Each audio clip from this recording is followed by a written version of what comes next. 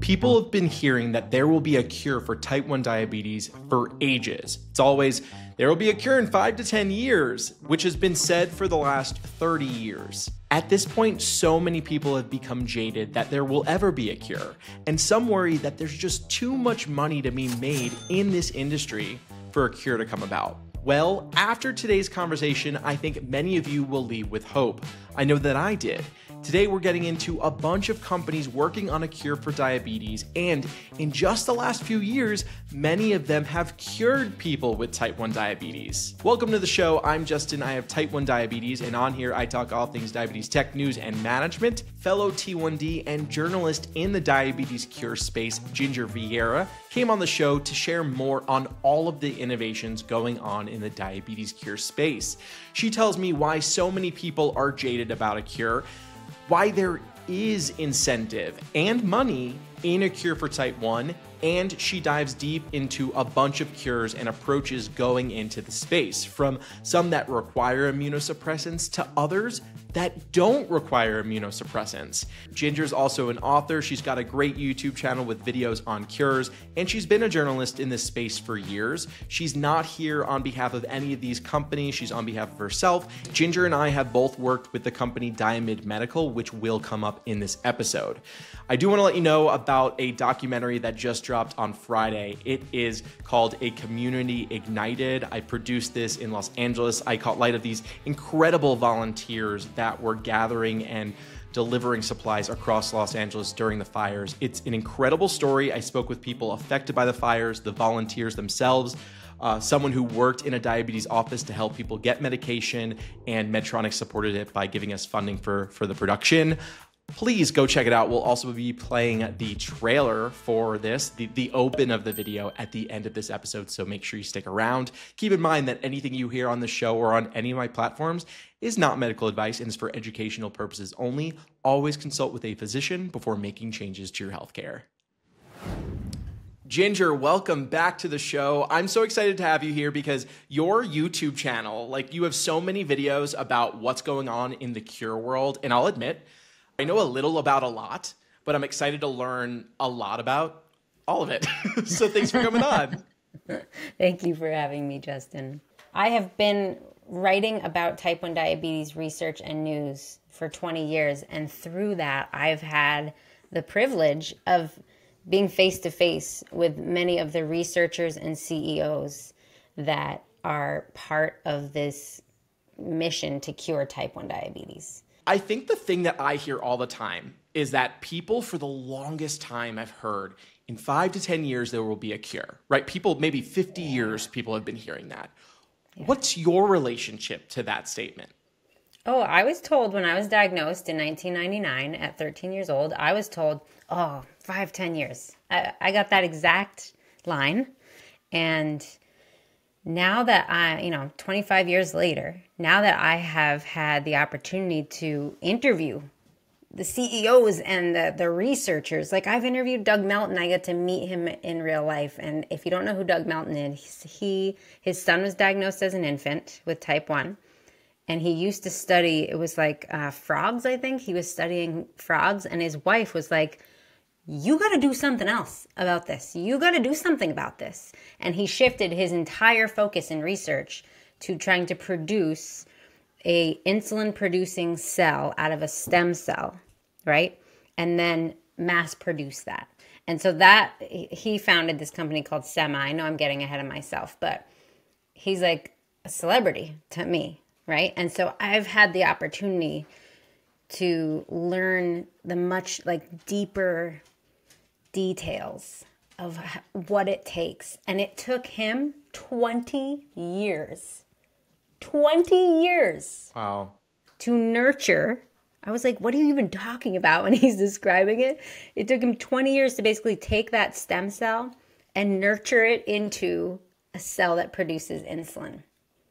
And he made billions off of that. Vertex bought Sema Therapeutics. And then he now works for Vertex to continue that. And we'll talk about Vertex's cure, investigational cure efforts that involve Doug's research. Well, why have people been so confident in saying that there will be a cure in 5 to 10 years for so long? Like, were we always on the cusp of something? Like, it's very well documented that people felt, safe saying that. Yeah. So, I mean, type 1 diabetes has been cured in mice a million times. And the reason is apparently what I have been taught is that the endocrinology system, the endocrine system in a mouse is extremely simple compared to our system. It doesn't mean anything till you can produce this in humans. And there's so many facets that they're trying to tackle. It's not just we need to produce cells that make insulin. That's one piece of what is happening in our bodies that isn't working right. Because if you just take Doug Melton's cell that now produces insulin, and Doug and Vertex know how to mass produce these cells. They can make as many as they want. They are building a facility right now in New Hampshire to mass produce these cells, right? They know these cells work.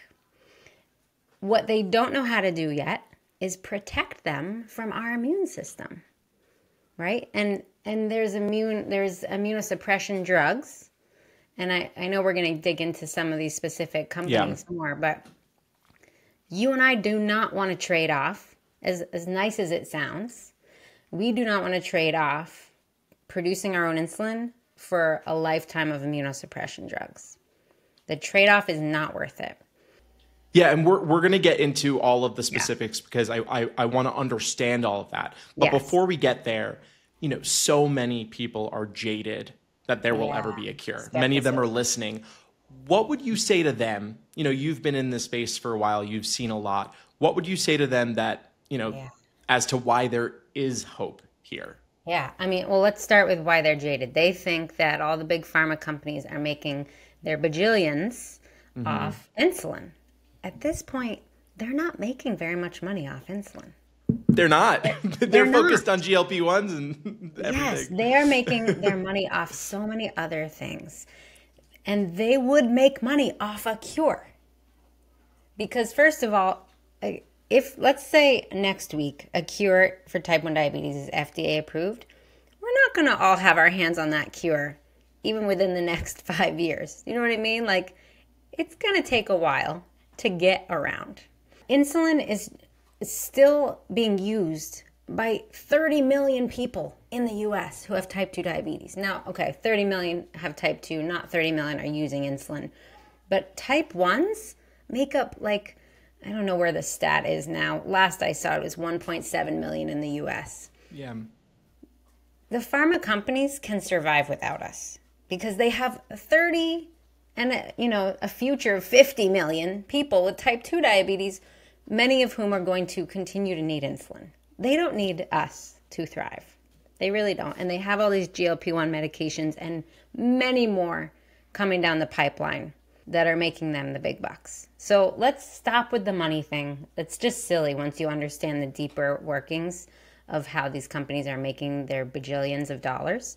But also, I know the humans behind a lot of I've known them for years or I've met them. I mean, the CEOs and the lead researchers in these organizations that are driving cure research, Doug Melton, for example, is not going to be bought out by Big Pharma to hide his cure in his pocket. He wants to cure his son. And his story is not unique. Diamyd was developed because the man wants a cure for his daughter. Sernova, the CEO of Sernova has type 1 diabetes.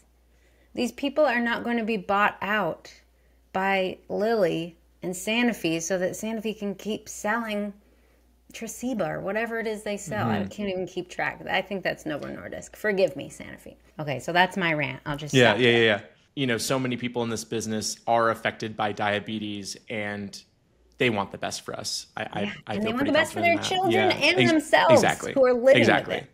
Right.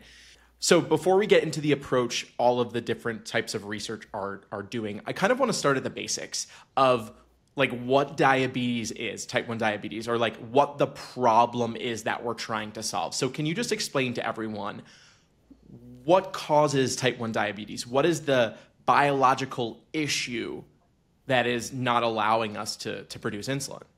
In every company's cure effort that I have learned about, many of these are tackling it from a different angle, and it shows you just how complicated type 1 diabetes really is. I just want to give you an example of how what you and I know, the kind of the basic understanding that is taught to us is that our immune system is attacking and destroying the cells from your pancreas that produce insulin. But there's a whole bunch of cells in there, and insulin is just one of the hormones that bunch of cells produce, right? So we have this whole impaired system, but it's not that simple. So I'm just going to give you an example. Diamyd, again, they have determined in their research that about 50% of people with type 1 diabetes carry a certain gene. And their therapy is most effective in people who carry that gene. Now, if you and I don't carry that gene, their therapy is not going to be as effective in us. That alone shows one crazy complicated thing. So there's a company called Sab Bio who is approaching their therapy by developing this thing that basically tells your immune system to calm down. That's also what Diamyd's therapy does. Both of these are telling your immune system in two completely different ways to stop attacking the cells in your pancreas, but they're doing it in completely different ways using words that I'm not even going to try to repeat. You know what I mean? Like, they're so sciencey. You know what I mean? Like, it's so much more complicated than just, we need cells that make insulin. We need to tell the immune system not to attack them. Like you and I, we're not producing any of our own beta cells anymore. Most of it has been killed off. If we're producing any, it's not enough to do us any good. I've had my C-peptide test done recently. C-peptide is the measurement of how much insulin your body is still producing on its own. Mine was less than 0.01. So basically nothing, right? Now, someone who was diagnosed a year ago might still be producing a good amount of insulin. So today's cure research really is always very specific about two different audiences: curing long-term type 1 and curing recently diagnosed type 1. I got my C-peptide test recently, and there was I was diagnosed 3 years ago, so I'm still pretty new, and there was still like a little amount of insulin being produced. Do you remember the number? I don't remember the number, but it was enough where my doctor was like, let's try this medication, Januvia, to see if it will, help you control. I didn't notice a big difference in control, but it was still nice to know that there was a little insulin being produced. Do you remember if the number started with a 0 or a 1? Like 0 point? I feel like it was 0.3 or something. Okay. That sounds right to me. That's a lot more than I've got. Yeah. I forget how I could be wrong, recently you were diagnosed. Yeah. But again, there's a lot of trials going on right now, Sab Bio, Diamyd, who are looking for people who were diagnosed in the last 6 months or the last year. And it's because they still have beta cells to protect. And so the goal is to preserve and protect. And there's an FDA-approved drug, Tzield, that is also serving the same purpose. It's to go and protect what you still produce on your own. And with that, it's not necessarily a cure for type 1, but it's like a prolonging of getting the full effects of type 1, right? Like it will delay it by 5 to 7 years, which is great. Yeah, they know that Tzield doesn't last forever. Yeah. And, I have little kids, and neither of whom have tested positive for autoantibodies to indicate they're developing type 1. Yeah, Yahoo. But I know that the difference between, my youngest developing type 1 at age 5 versus age 10, I'll take it. I would take it. Right. Yeah. And if you're able to like have it skip puberty, right? Like, isn't puberty like the hardest time to control diabetes? Like everything's rough. The insulin resistance. Right. If you can just hop over that. Yes. I mean, I was diagnosed like at puberty, basically at 13, and I gained so much weight because of starting insulin on top of puberty. And nobody talked about that back then, whereas there's now more awareness. This episode is sponsored by Omnipod. As someone with T1D and with an incredibly active lifestyle, it's important for me not to get tied up, especially with tubes on my insulin pump. I love to go swimming, lift weights, and play kickball with friends. And with Omnipod 5, I never have to worry about tubes getting in the way. Plus, not having to disconnect helps me to stay in range during all of my favorite physical activities. That includes sexy time too. See if you're eligible for a 30-day trial by visiting omnipod.com/diabetic. On there, you'll see full safety and risk information and trial terms. That's omnipod.com/diabetic. Well, it's great to see that we've, gotten to a place where we're at least delaying it for some people, and maybe it will delay it longer than expected. Let's get into some of these of the cure research that's going on. I want to start with one that kind of made headlines recently, which is Sab Biotechnology. And what was so unique about their research is that, or their treatment, was that it did not require immunosuppressants. Yeah. So can you tell me a little bit about what news came out with Sab Biotech and I guess what made it unique in that way? What they're doing that I really don't know and I want to preface this by that there are so many companies out there. Like, I hear of a new one every month. I just learned of a new one yesterday. So that are working on different ways to develop functional cures for type 1, right? And that's also, let's clarify, a functional cure for type 1 means nobody has healed my immune system, right? No one has said, hey, stop attacking beta cells. Instead, a functional cure implies they've developed a way around it so that I hopefully don't have to manage hour by hour insulin and blood sugar levels, right? Okay. So I can look like a non-diabetic. So Sana developed what's called a hypoimmune cell that produces insulin. Hypoimmune means it can hide from our immune system. And that's why it doesn't need immunosuppression.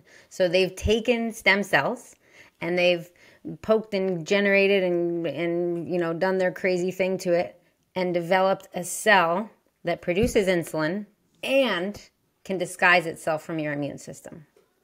Who knows how the hell these researchers are doing that? It blows my mind, right? But that's what's so cool about what they're doing. And I know they have one participant, one human trial who has had success. 28 days, he exhibited detectable levels of C-peptide, which implies he is producing his own insulin without the use of immunosuppression drugs. And so I think they've only had one, or at least they've only reported on one human participant so far. Yeah, it's still pretty early for them, but it's a big moment that they've been able to create that hypo-aware cell, right? That other companies were and are already working on their end. So do you think that other research is going to be able to learn from this? Like, is that information publicly available, or it's Sana wants to keep it on the DL and my impression, because Doug was the first to develop that insulin producing cell from a stem cell. And I want to correct myself, I'm pretty sure that Sana's cells initially came from deceased donors, which is also a whole other issue, right? Is we can take insulin producing cells from someone who died and donated their pancreas, right? But there's not enough of that for all of us to get what we need. And so that's why it's so critical to learn how to mass produce them. But just my impression, because of what I see across all these companies, across the world too. Keep in mind, the US is not the only company developing this. You know what I mean? Like, this is across the world. And it seems like there's one company that's always furthest ahead in something, and then there's some others trying to do the same thing, but they're a few steps behind. Before we go any further, and especially since Sana doesn't require immunosuppressants, can you kind of explain to us the issues with immunosuppressants? Why wouldn't someone want the cure with immunosuppressants? Yeah, I mean, so there's a variety of immunosuppression drugs, and please keep in mind, I'm not an expert on immunosuppression, but I've gotten to learn from some of the people from these companies. There's a variety of them. They know they work, but the side effects of all of them do not outweigh, and the risks. There's just no way that you are going to be as healthy and live as long a life when you're taking immunosuppression therapy. And certain ones increase your risk of catching diseases that would take you down versus just give you a cold. You know what I mean? And please, again, remember, I'm not an expert to speak on that. But like Tzield is technically kind of an immunosuppression therapy, the one that's FDA approved, but it's not an immunosuppression that puts you at risk where you have to go hide in a room and avoid someone's cold. You know what I mean? So like if you're on real immunosuppression drugs and you get the flu, you get a cold, and you don't have your immune system operating at full capacity, that cold can kill you. Yeah. And so that's really the biggest problem with immunosuppression therapy is that we can't go live in a bubble. Weakened immune system. Yeah. Yeah, right. And our which is immune huge. system has gone haywire. We're trying to tell it to calm down, but we only want to tell part of it to calm down. Diamides therapy, which is not an immunosuppression, but instead it talks to the T cells that are attacking your pancreas, attacking the beta cells, and it tells them, hey, don't attack this. So it's communicating to your immune system. Okay. Same, I think, with Sab Bio, Sab Bio. So I do not know of a immunosuppression therapy that can specifically just target, because it's not one part of your immune system that's attacking. It's your immune system is attacking one part of your pancreas, right? Yeah. So another, and you've mentioned them a little bit, Vertex. I feel like this is a big one that I hear about a lot. They're the leaders, and they're at all of the conferences, all of the diabetes conferences I go to. Yeah. And if there have been a few times where I go to their booth, I'm like, hey, do you want to come on the show? And they never want to come on the show. I just don't think that they can really talk about it. They can't. Which I don't know why. Like if they're there, then they must be talking about it. No, okay. They can't, because so when I interviewed Doug Melton, for example, I wanted to include in my article, and if you search on T1D Exchange's website, Journey to a Cure, Ginger Vieira, search that maybe, or Doug Melton, T1D Exchange. It explains his whole story. And what I wasn't allowed to put in that article was information specifically about VX880 and VX264. They have a lot of regulatory laws that they have to follow. They don't need, and they don't need our help putting out the press, right? But also the press they put out has been reviewed by lawyers. They can't just go chit chat. They can't. Yeah. Okay. Right. It's just tightly regulated. But yeah, I always say I entered like the worst industry to be like a reporter or influencer in, because there's all of this red tape. I was at ATTD last year, and I went up to a Lilly booth, and I was like, "Oh, can you tell me about this smart insulin pen?"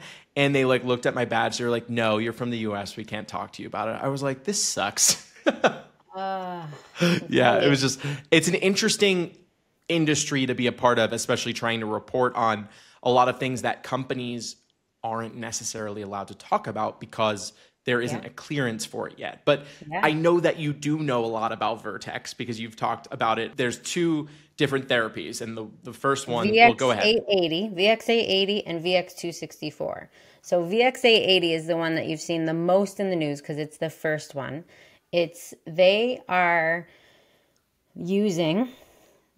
So Vertex bought Doug Melton's stem cell therapy, right? And they can mass produce these cells now. They do not rely on donors.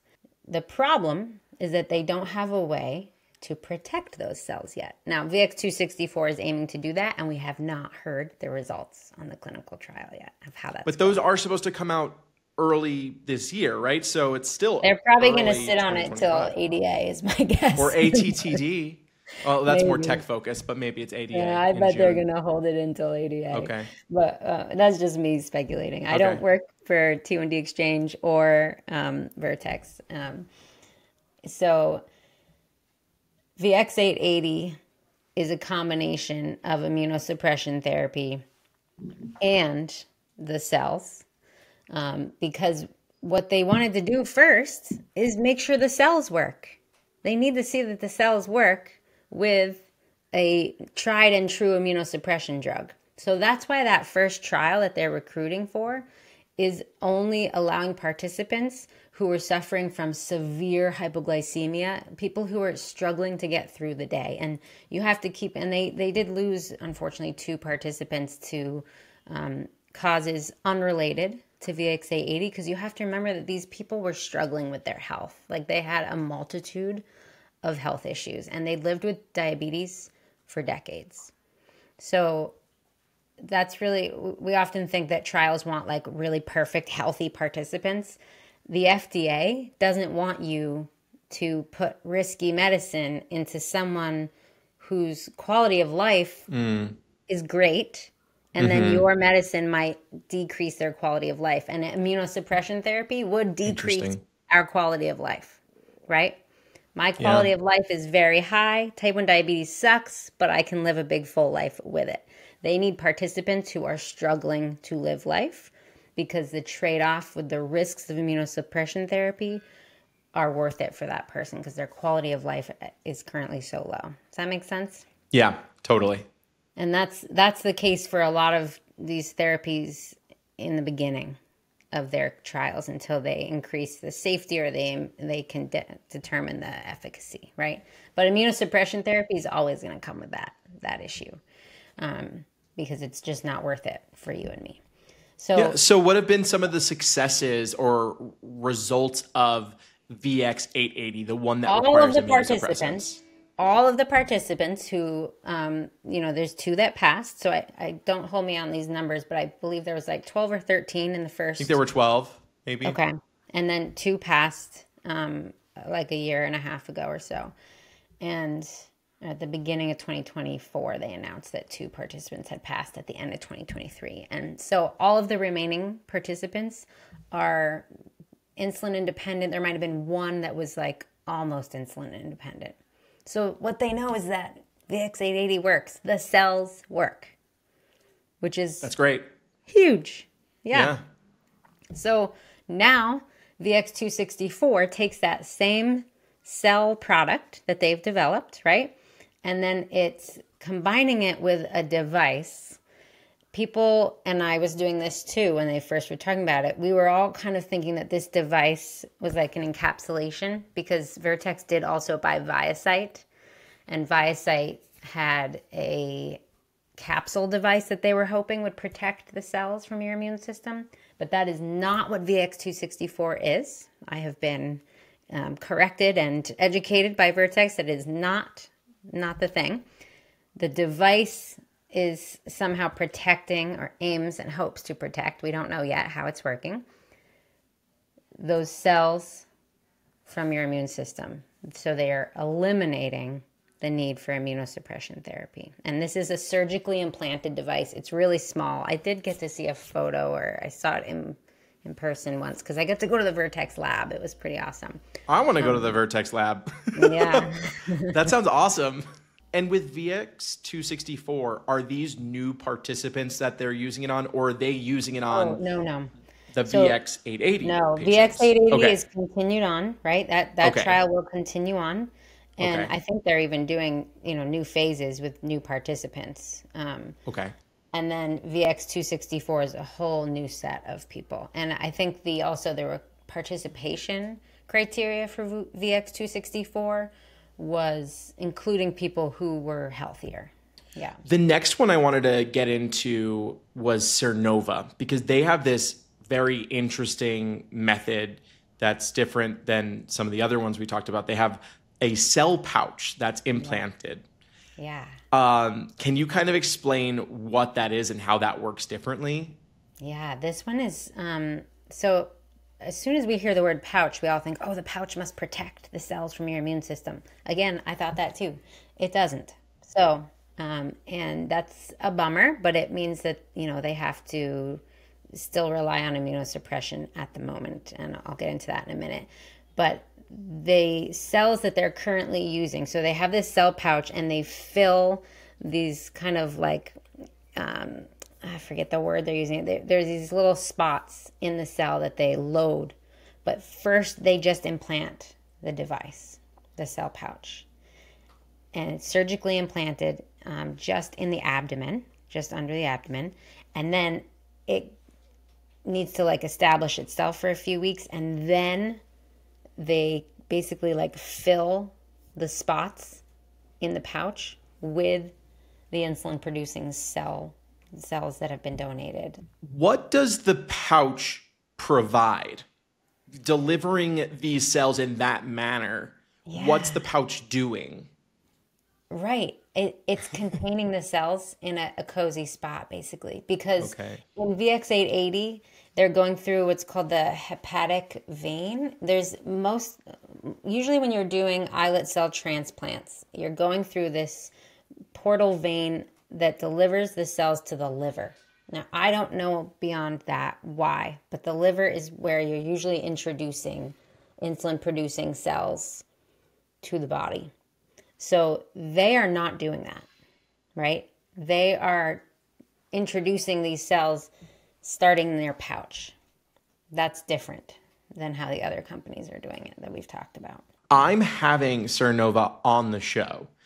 Cool. Do you have any questions, follow-up questions for them that you think I should ask them that you want to know? And this goes for my listeners too. If you have a question, go on YouTube, drop a comment. But are there any questions you have that you think I should bring up in that interview? I mean, what's next? I've heard some skepticism on their cell pouch technology and I've interviewed their CEO as well. He's coming on. Yeah, he's great, Jonathan Rigby. He has type 1. And how are they going to protect the cells from the immune system, right? And that's their biggest question too. So right. And now it's been shown with Sab Biotech that it is possible. And it would be so great if all these companies could just talk and work together, but that's not how I guess capitalism works. That's like the one thing that still exists in all of this is that while everyone wants that cure, like they also are trying to make money with the cure. My hope is that Vertex will just buy them all up and then and produce like this amazing Yeah, let's do that. Yeah, let's do that. Why we can't do that? There's another company, Eledon, who they have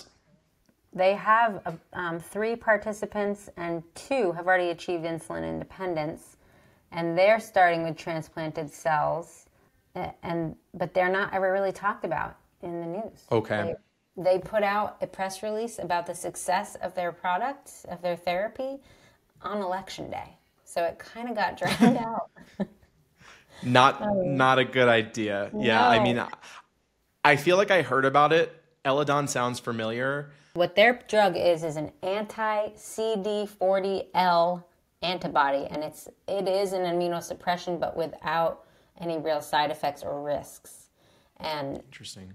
Yeah, and so the anti-CD40L implies that it's, and again, don't hold me to the science exactly here, but there is some enzyme's not the right word, but it's like an enzyme that's part of the start of attacking your pancreas.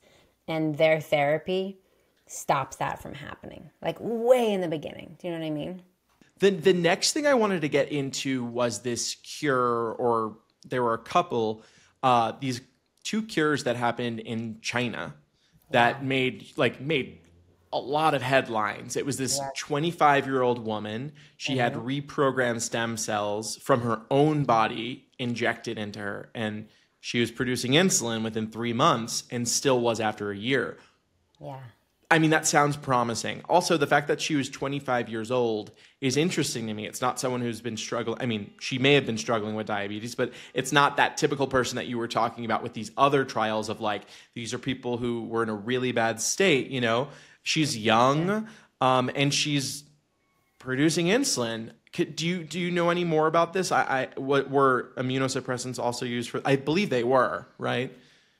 I saw no mention of immunosuppression therapy in that news because, so first of all, the reason why she might be young and healthy is because the FDA isn't regulating this, right? So other countries have completely different laws and how they go about research, so they might be more lenient there.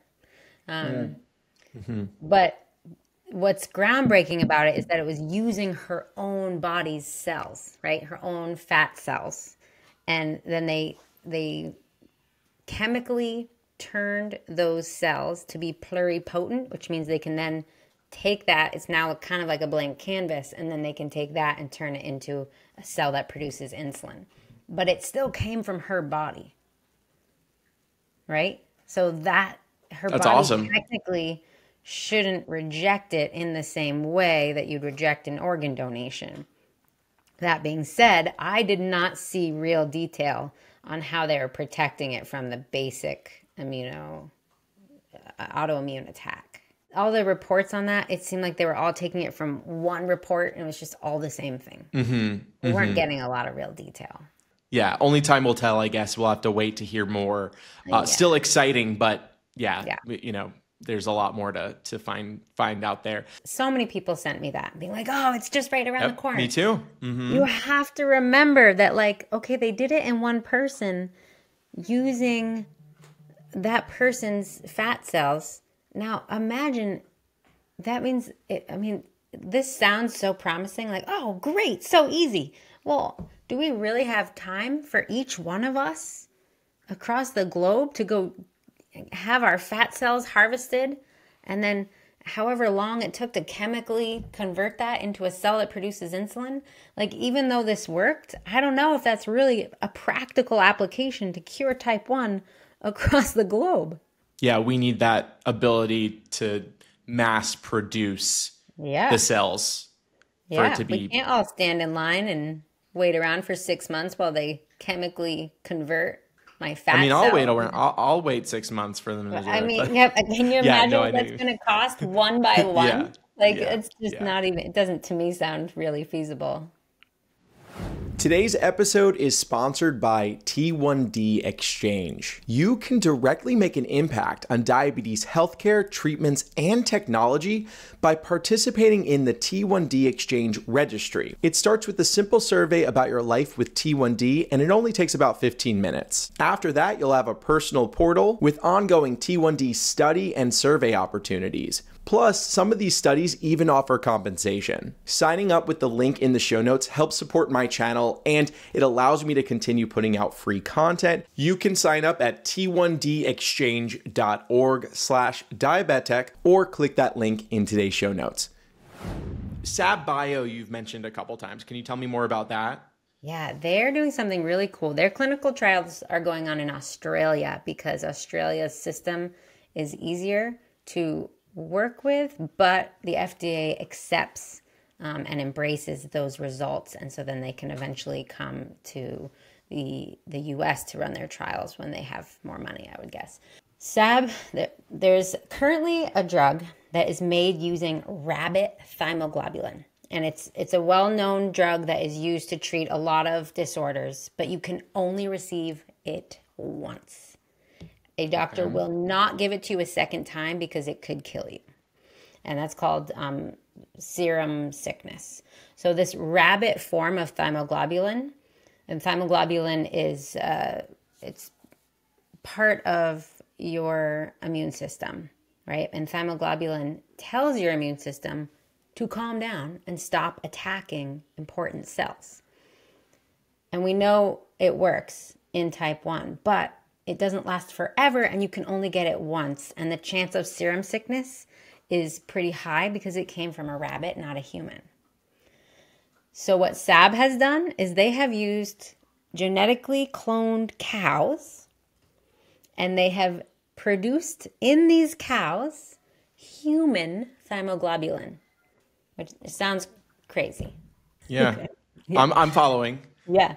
So what's really cool about this is that it can be redosed without serum sickness because it is a human form of thymoglobulin. They've already successfully given this to a little girl in Australia who is successfully producing her own insulin. And they just expanded their trial. They have now many participants, and it's working, and they're seeing success. What is thymoglobulin? Thymoglobulin is an immunosuppressant medication used traditionally to prevent organ rejection after a transplant. Okay. Okay. But again, the problem has been that the current form of thymoglobulin has been from rabbits, derived from rabbits. Yes. Right. And so Sab has come up with a form of thymoglobulin that can be dosed more than once. Interesting. Yet another direction of, going about this that's completely different. Yeah. And so sounds like it's scalable. Exactly. Yes. Scalable. And also could serve both types of people who need a cure, because someone who's early diagnosed, they could get the Sab form of thymoglobulin to protect the insulin they already produce. I could get it in conjunction with a beta cell transplant. So it could work with, like, I would love it if Vertex just bought Sab, and then we use Vertex's awesome cells that we know work, and then we use Sab's therapy to protect those cells. Voila. Done. We got a cure. Why is we this just not solved already, it. Yeah, I know. Like, I don't get why this isn't already happening, And then Eledon is the same way. As Eledon has a therapy that can be used to protect transplanted cells. So it'd be really great if Vertex would buy Eledon and use Eledon's therapy to protect the cells in VX-880, and then you don't need immunosuppression therapy anymore. The last one I had on my list was Lantidra. What are they doing differently than the others? Yeah, so Lantidra is FDA approved,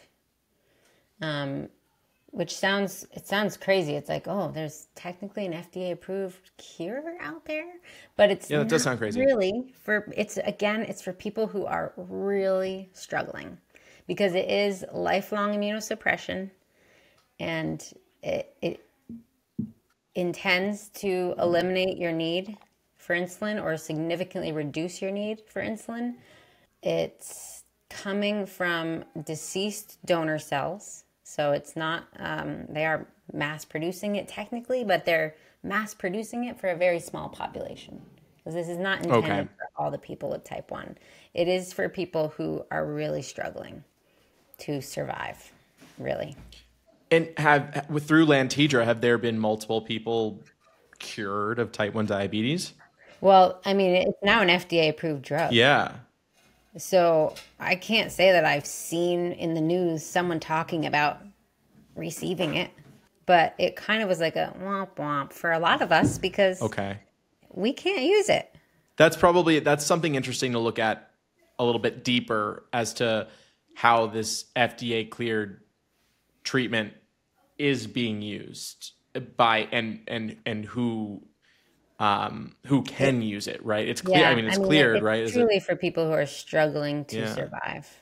Okay. And it does come with all the risks of immunosuppression therapy. It's not like some magic immunosuppression drug that doesn't come with major side effects, which is why it's not for people like me. We have talked about a lot of treatments and research that seems very promising. Each one has its own exciting, positive that's coming from it. With, of course, there's cons to each one too.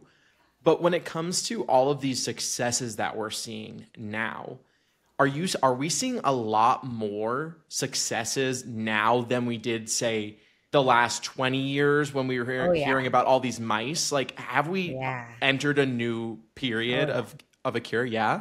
Yes, because these trials are happening in humans. There are now multiple companies that have technically developed a functional cure for humans, and they've proven it works. It's just, okay, can we really apply this to lots and lots and lots of people? Can you really reproduce this over and over in a way that is applicable to the average person with type 1? So, like, there technically are cures for type 1 already out there, and they've been in the news. So people who think that, Big Pharma is going to come snuff them out, like, it's too late. They're already out. Yeah, they're already out. Yeah. It's just so silly. They're out. But they have yet to develop a way that this is mass producible, and eliminates the need for immunosuppression drugs, right? And we know that, again, we just talked about some that do eliminate the need for immunosuppression drugs, but then they're going to have other challenges of like, how do you mass produce this? If you look at how far we've come, even just since I was diagnosed, diabetes management 15 years from now, and like CGM technology 15 years from now, 15 years ago, CGM technology was not a regular thing. I had to teach, 10 years ago, my first child was born. I had to teach them what the hell it was and convince them to trust it. You know what I mean? In the hospital when I was pregnant with her. And now it's mainstream. So just imagine how much further 15 years from now that technology will be. Yeah, one way or another, in 15 years, diabetes management, whether it be a cure or the technology, I mean, it's going to be so much further. Yeah, I mean, right? I hate when people are like, we don't care about your fancy new tech, we want a cure. It's like, no, wait. We need both to continue to progress. Not everyone's going to be able to get the cure. It's not going to be overnight where 1.6 million Americans get the cure. The cure that comes out first may only be for a certain subgroup of people. Right? So there may be levels of that, right? So the technology cannot stop. As soon as we start seeing legitimate cures happening, that does not mean the technology can stop. It needs to continue to progress. For people who want to learn more about the trials going on, they want to potentially get involved, where could they go to find the trials? You know, probably the best place is Breakthrough T1D's clinical trial site. Breakthrough T1D, formerly JDRF. Yeah, they have really made a point to organize. And you can also just go to clinicaltrials.gov and try to search, but when you do it that way, everything's buried in a lot of very science-heavy language, and it can be really hard to figure out what applies to you. I'll put that in the show notes so people can check it out. Have you ever been part of a clinical trial? Not a cure-related one. I, for a second, was part of the clinical trial for the first form of inhaled insulin, Exubera. And the first thing I didn't even get randomized to, which I would be using. The CGM that we had to use back then, I hated it so much. It was so bad that I was like, I'm not doing this anymore. I think I lasted like a week. Yeah.